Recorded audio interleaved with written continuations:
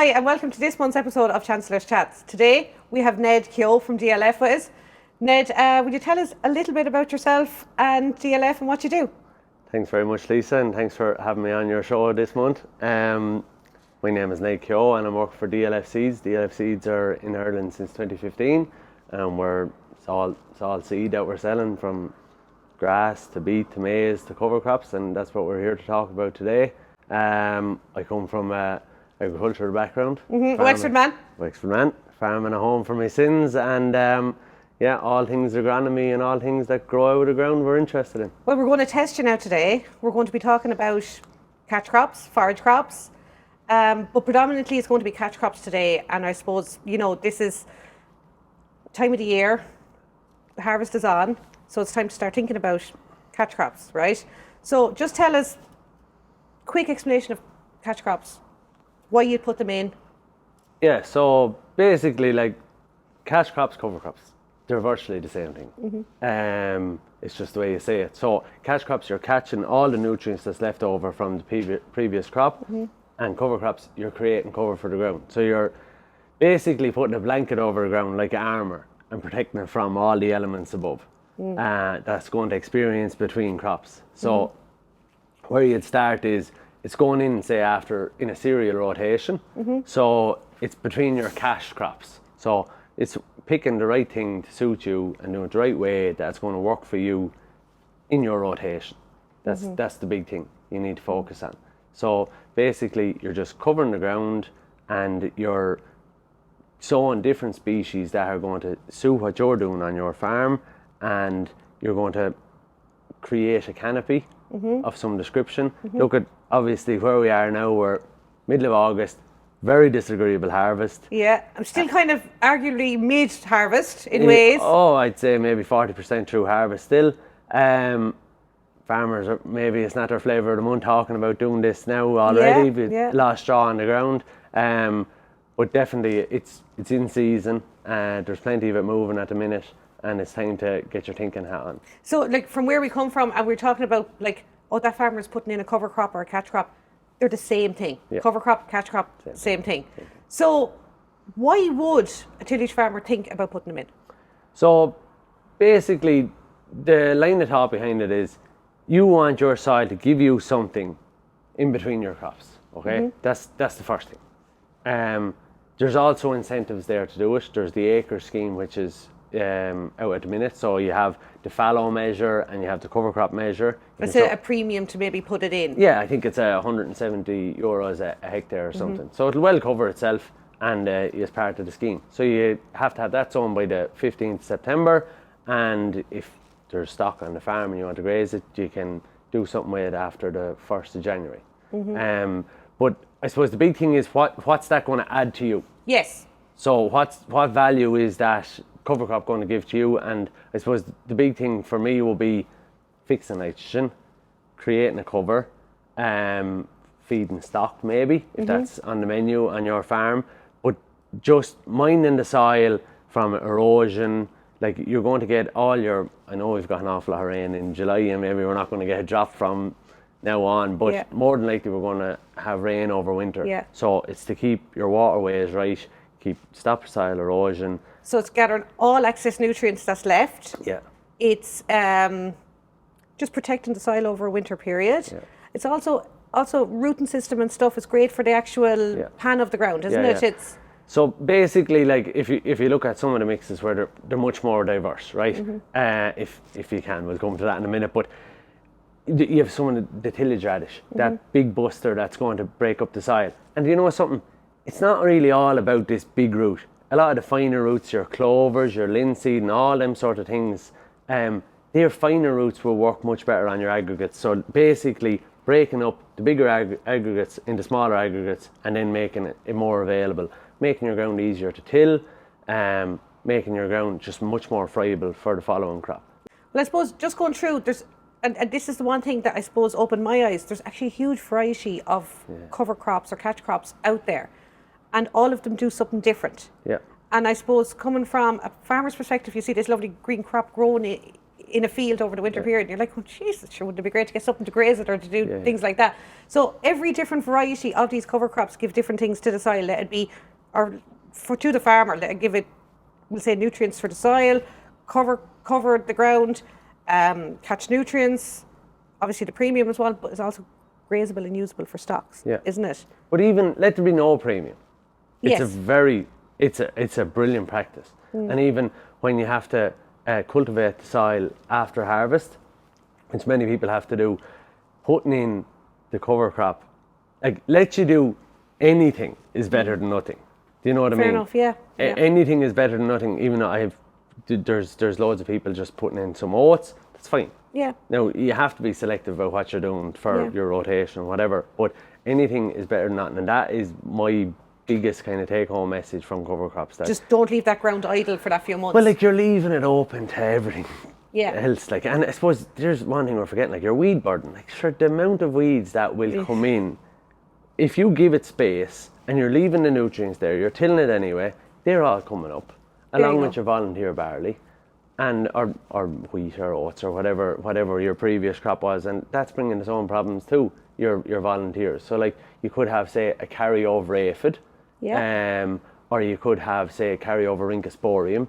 And depending on your system, if you're in a minimum tillage system, I suppose you have a much higher risk of that carryover because it's not getting down, say, ploughed into the ground. Yes. But by putting in the break crop or the cover crop. The cover crop, and it'll reduce the amount of volunteers, definitely, because you're not giving them the same space. Yes. You're actually going to feed a fresh seed. Because that's, like, the volunteer is not going to be really it's not going to be a very good seed, obviously, because it's whatever was through the combine.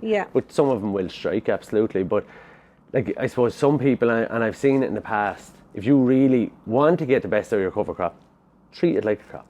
So some people are actually spraying the volunteer barley and oats and wheat out of it. Get a good kill from that. And even if you have a problem with grass weeds, like, there's not really good chemistry for grass weeds anymore. So it's another chance to hit it. Yes. So it's just, look at it, it's leaving you an opportunity. Like, I suppose before we go on to other little parts, we'll just talk about maybe the varieties of cover crops that you offer, and just talk us through the mixes that you have.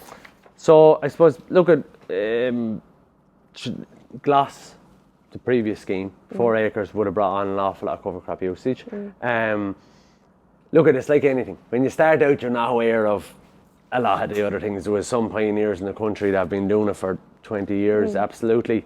But I suppose the ordinary Joe soap maybe wasn't. So when Gloss came along, also came along the scheme for cover crops, and that would have been predominantly your Gloss grazer time, leafy turn fodder rape.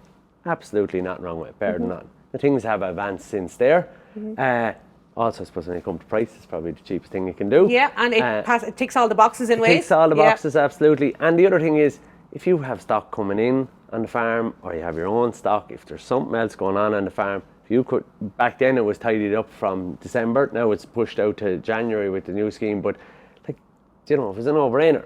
Now, along with that came its own problems, because you're talking about 2 brassicas. Yes. Okay? And, like, if you were to talk about, like, oilseed rape, it's a no-go. Now, we'll come to that in a second, but you're planting not only brassica, and you're leaving that there for possibly 7 months of the year. Yeah. Like, you're dancing with the devil in terms of bringing on your own problems. So, like clubroot. So, and clubroot is the biggest problem, single-handedly the biggest problem. But for me, things have stepped on so much from there. So, you have other mixes, like our 8-way mix Regenerate, where you have 8 different things doing 8 different things, or 8 different species doing 8 different jobs. Yeah. So you have loads of brassicas in there as well, absolutely. Okay. So if you have oilseed rape in the rotation, it is not the safest option. Because of clubroot? Because of clubroot, absolutely. And the other thing is, like, the way that works, you have legumes in there, you have a little bit of clover, you have a little bit of vetch, they're working away in the background, fixing nitrogen, not along with just fixing for the next crop, fixing all the species around it at the time, if you get in there. So it's crop growing its own crop in ways, I tell you, it's like giving if you had no stocks, like giving it dung, basically. But it's keeping your soil alive as well. So then you have, like, more fibrous roots then as well, like your linseed and your mustard in there as well, and your fodder rape and tillage radish and fodder radish. So they're all working in different ways, breaking up your pan, using up everything. And the beauty about the more diverse mix is they're all working at different ways. So if you're talking about different soil types, like it's very hard to establish crops in poorer ground. Now, we're not all lucky enough to have good ground. Yeah, but absolutely. if you're on poorer ground, that will help revitalise it, bring energy back into the soil, catch your carbon, drag it down, and I suppose you're using it up. And to be the safest option is your oilseed rape booster, which is 2 clovers, veg facility. That's the third option now, That's your third Moving option. up for regenerate. That's your third option. There is no brassicas in there. That is very safe in terms of every crop. And you're talking about 3 legumes. So you're talking about just a legume max, say. It's clovers, veg. Clovers, veg and Facilia. So two types of clovers. And like there's an awful lot of clover in a kilo. Yes. So your amount of plants you can establish is huge. Now, I suppose coming from, we'll say my background, which would be like, it's not tillage. It's dairy and beef, grass-based systems. Clover being sowed at that time of the year, we would have always said that there wouldn't be a great take of clover being put in the ground at the back end of the year. Yeah. So, like, how would you stand over that? Well, look I suppose we have had mild winters. I put a lot of it down to establishment. Clover's a very small seed. So if that gets into crevices and gets buried, goodbye clover. So rolling is a huge advantage to it, okay? Yeah. Rolling it in, creating a fine seed bed where it'll actually establish and do well.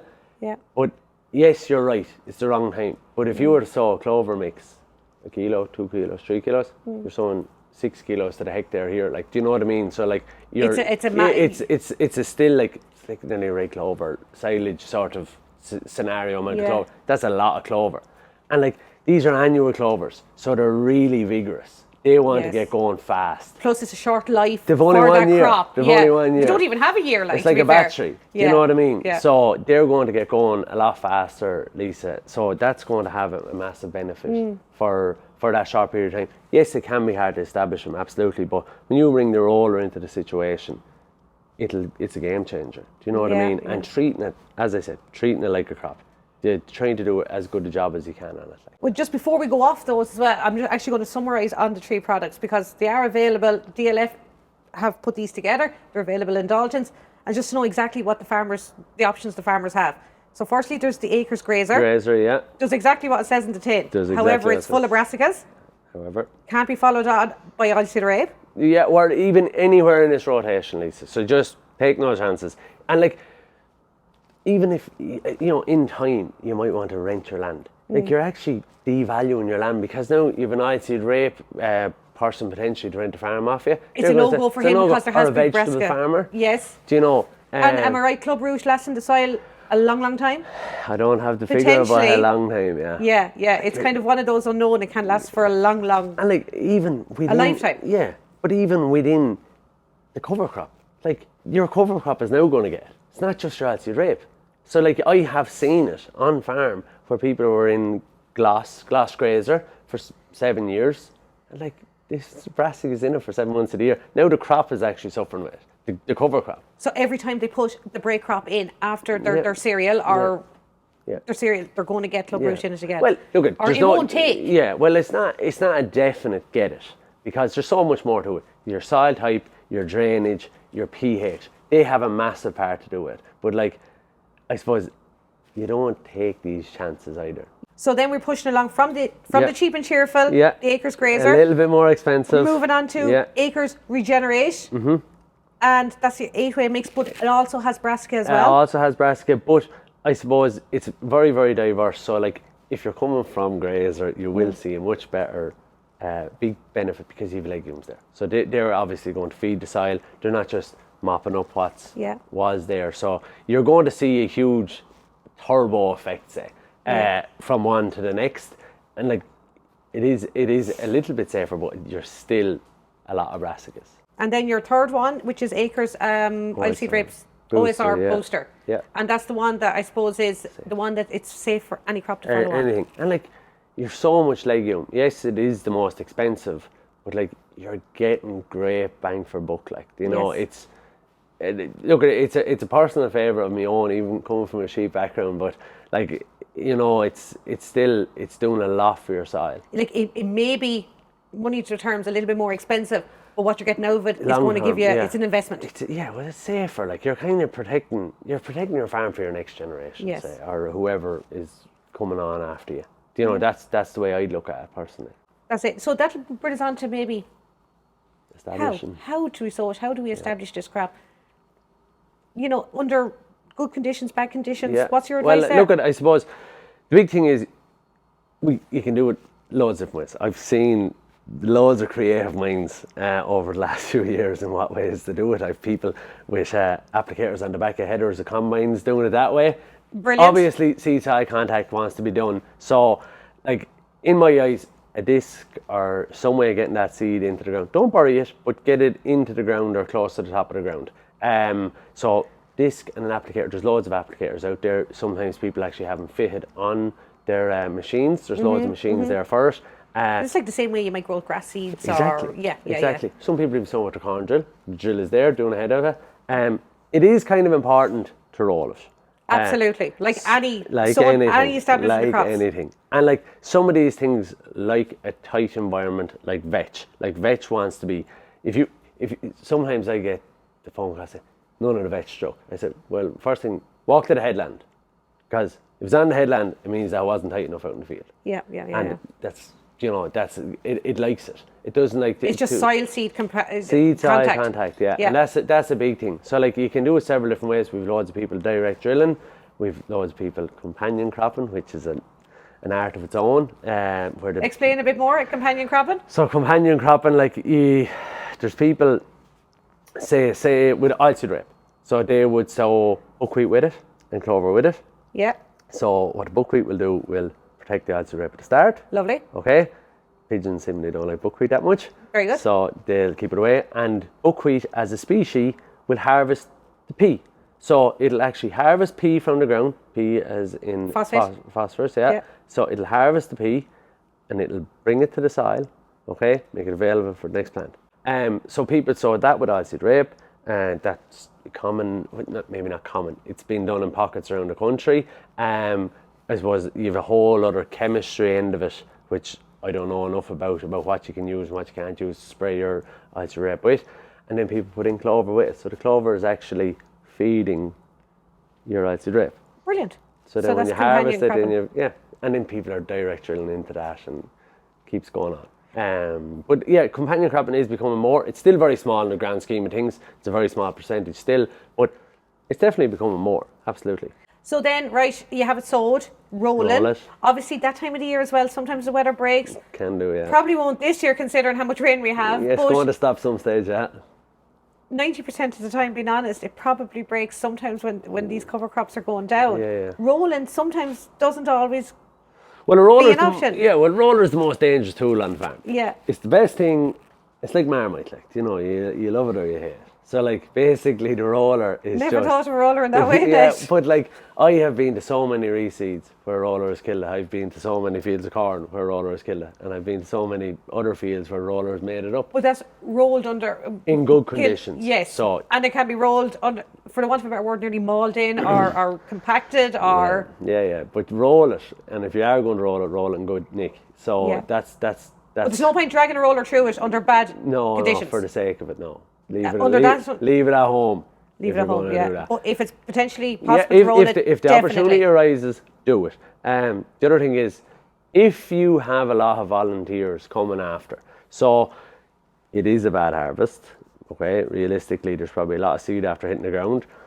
Very soon after you sow and everything starts to come up, if you see a lot of your volunteers coming, and if those volunteers, you think those volunteers are going to do damage, get in contact with your agronomist, get them to have a look at, and possibly spray them out of it. Actually, and then there's one other thing. Well, you know, some people now, a lot of tillage farmers are incorporating straw back in. That has a bit of a knock-on effect on your cover crop as well, doesn't it? And it can have an effect on your cash crop too, Lisa. Yeah. So basically that new measure that's in, and it's a great measure. It's brilliant for the farmer where they get paid to chop their straw, and it's definitely suiting this year because it's a difficult year. But it'll bring its own problem. So basically, if you take like an oaten straw, Yes. compared to an open straw, your carbon is very high. Okay, where you have that woody material, the carbon is very high. So what do you need to break down the carbon? Nitrogen. So that'll take atmospheric nitrogen, it'll take leftover nitrogen, it'll take soil nitrogen, it'll take all sorts of nitrogen to get to break down. Right. So how you speed that up, try to avoid it, is you would incorporate it. So disc it in. In some cases, if there's a lot of straw there, you're going to need to deep till it down maybe 4 or 5 inches. The weather is definitely allowing you to be able to dig in this weather. Now, the fact that it's moist, it's rotten very quickly anyway. Yeah. But just be wary of that. So that can have a carry-on effect. And that has a carry-on effect to your catch. cover crop Yeah, that it doesn't establish as well. But if that was left there, Lisa, it'll have a carry-on effect to your cash crop, your spring barley, your malting barley, your wheat, whatever it may be. So like that problem is not going away unless you deal with it. So yes, absolutely, we'd love if they saw the cover crop, but even if they don't incorporate it in, I think they actually have to incorporate it in anyway, but do it well, like.